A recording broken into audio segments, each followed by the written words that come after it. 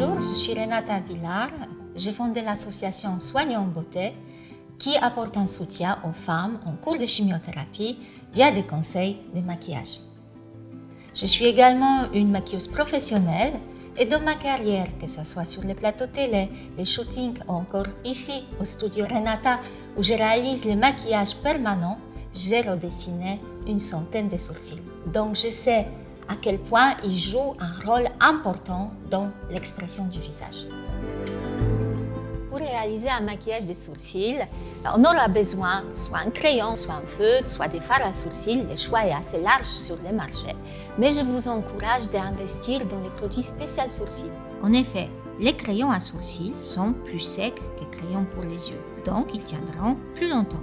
Certains feutres donnent l'effet poil à poil, d'autres sont parfois waterproof, donc ils pourront tenir toute la journée. Et les fards, elles peuvent se travailler en transparence avec un rendu beaucoup plus léger et souvent sont associés avec les pochoirs à sourcils. J'aimerais bien attirer votre attention sur les couleurs. Le but, c'est obtenir la couleur plus naturelle de vos cheveux. C'est souvent les nuances des taupes, kaki ou des bruns clairs pour les carnations claires et des bruns foncés jusqu'à noir pour les pommades et noirs. Et si vous hésitez entre deux couleurs, je vous conseille la plus claire, plus discrète. Parce que si jamais notre trait n'est pas parfait des premières fois, ça se verra un peu moins.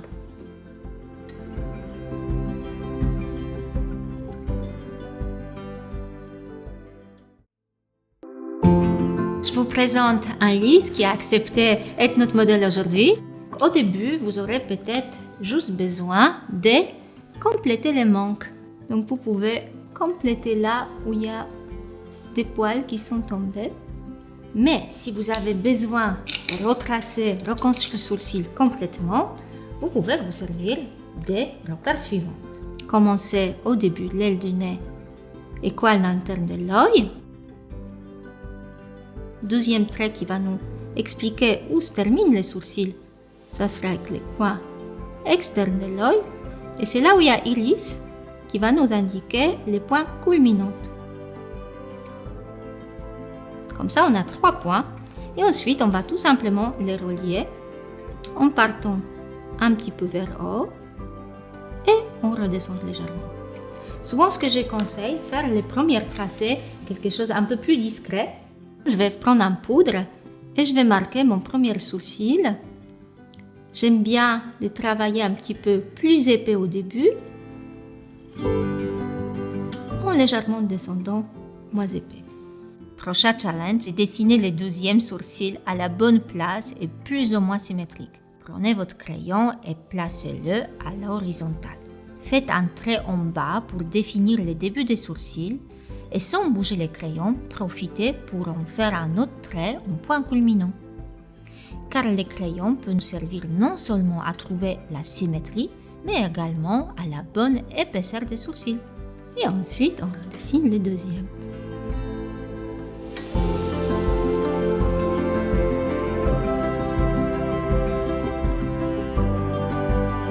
Souvent, on me pose la question sur la forme des sourcils. Moi, ce que j'aime, c'est ce côté l'aile de pigeon, les sourcils qui montent légèrement et qui descendent, qui ouvrent le regard.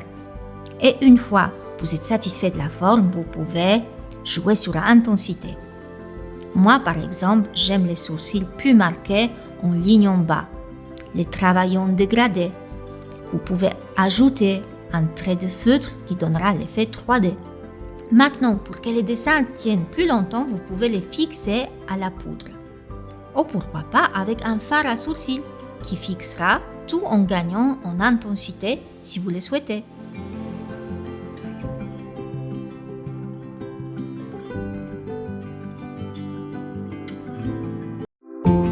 Pour les personnes moins à l'aise avec le maquillage, j'aimerais bien vous parler des solutions pochoirs. Avant de commencer, n'hésitez pas à vous servir des 3 repères que je vous avais déjà donnés. Ensuite, placez les pochoirs avec 2 doigts d'une main, puis avec l'autre, remplissez avec un poudre ou avec un crayon. Puis, le moment le plus délicat, c'est le placement des deuxièmes pochoirs. Mais vous pouvez vous servir de ces petites astuces des crayons à l'horizontale qui pourraient vous aider. N'hésitez pas à changer d'angle, l'adapter. vous allez voir qu'après quelques entraînements, vous prendriez l'habitude. Vous auriez apprivoisé les repères et le bon placement viendra plus naturellement.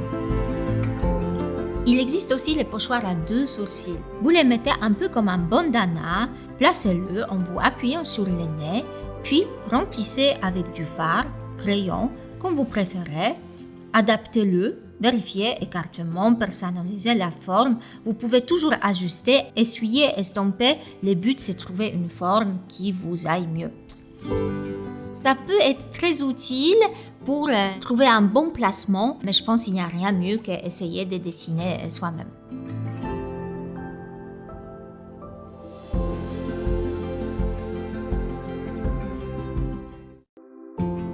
Deuxième étape pour moi importante dans les regards, ce sont les yeux.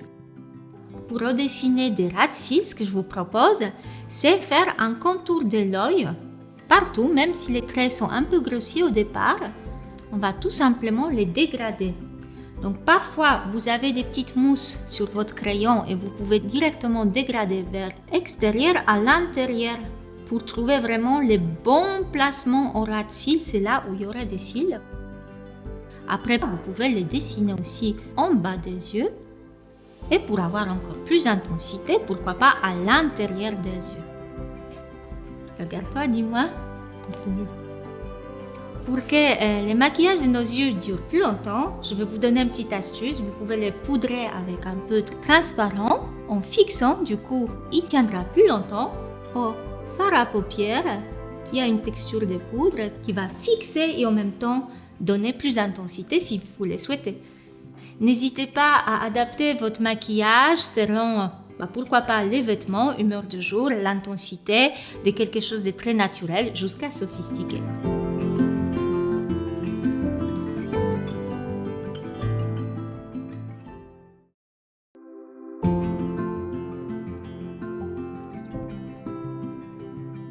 Pour avoir l'état lumineux, tout simplement parfois juste cacher des rougeurs ou avoir l'air moins fatigué, on peut utiliser fond de teint. Pour choisir la couleur, je vous donne ma petite astuce, vous les mettez directement sur le visage. La couleur qui se voit moins, c'est la bonne couleur. Ne testez pas sur les poignets, mettez directement sur le visage. Et pour que votre fond de teint glisse mieux, qu'il adhère mieux, je vous conseille de mettre en crème du jour. Et si jamais votre fond de teint il est un peu trop épais et fait cet effet masque, n'hésitez pas à mélanger avec votre crème du jour. Comme ça, on fabrique une petite bébé crème avec une texture plus légère. Moi, je vous conseille d'appliquer vraiment plus au milieu du visage et ensuite étaler. Parce que c'est ces endroits-là où ils ont besoin un petit peu plus de lumière. Et ensuite, comme vous étalez, vous évitez la différence de teinte. Comme ça, on met bien au milieu et ensuite, on étale à l'extérieur. Et pour atténuer des marques de fatigue, pourquoi pas, vous pouvez mettre un petit peu anti-cerne. Souvent, c'est un ton plus clair que votre fond de teint qu'on applique un peu ici, dans les cernes. On peut mettre aussi ici, dans les zones creuses, vous voyez ici et ici, pour donner un petit peu plus de lumière là où la zone, elle est donc creux, donc forcément donc plus foncée. Comme c'est tout de suite plus lumineux. Pour retrouver côté bonne mine, n'hésitez pas à mettre un peu de blush dans les tons roses, aux pêches, tout simplement un peu à la poupée russe. Donc on sourit, voilà, et on met un petit coup. Et comme vous devrez faire attention au soleil pendant les traitements, on peut les retrouver un petit peu en mettant des terres de soleil, tout simplement en appliquant en 3, comme ça, un peu là où on bronze naturellement. Et n'oubliez pas les coups et le décolleté.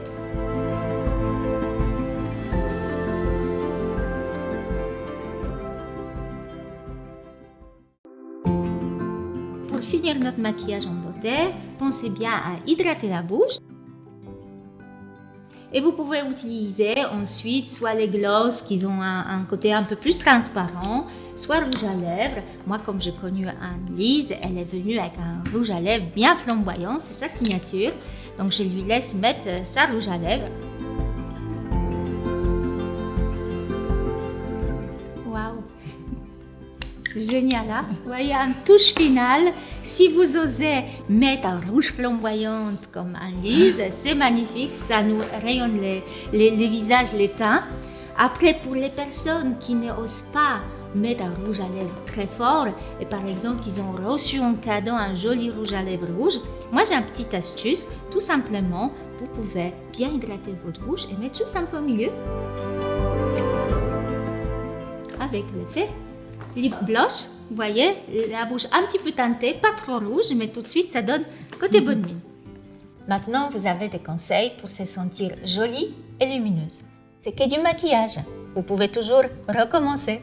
Ce n'est pas le cas du maquillage permanent, qui peut être cependant une solution plus durable pendant les traitements, mais n'hésitez pas à vous renseigner et surtout demander avis favorable de votre médecin.